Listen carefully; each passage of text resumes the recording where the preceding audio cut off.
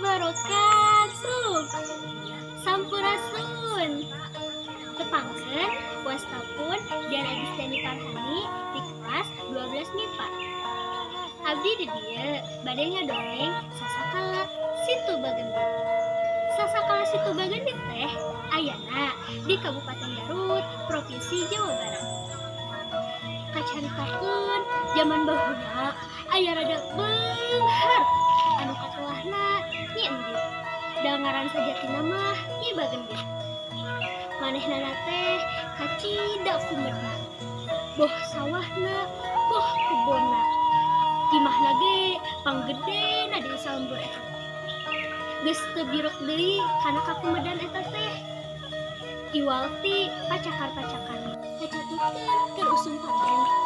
Nyi Endit teh nyieun sedekah. Bari ngundang lebe jeung sawatara tetangga. Ari anu ngariung teh nepi ka ratusna. Tapi sadia tumpeng teu sababaraha. Ngan sakoteak beres. Bari tingkaretot keneh. Keur mujihna balaki cekan, sorongkrong aya aki-aki bongkok bari nyamperkeun. Ku pribumi teu ditarik, teu ditakon.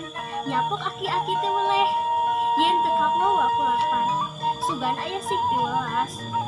Ana gantawang teh, Nyi Endit teh bek nyarekan. Wajarkeun teh, aki-aki teh eueuh kaera. Aki-aki teh dititeh Indit. Di Indit, aki-aki ngomong kieu. Saganage, boh nu hade, boh nu goreng, moal taya wawanesna. Sarengsena nu dalahar, tuluy amit rek baralik. Pating laleos, bari ting garwo. Caah, ting ti mana eta datangna cai.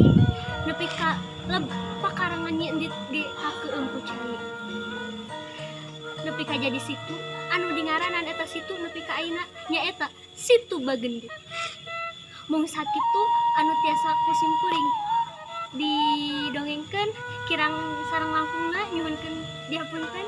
Wabillahi taufiq wal hidayah. Wassalamualaikum warahmatullahi wabarakatuh.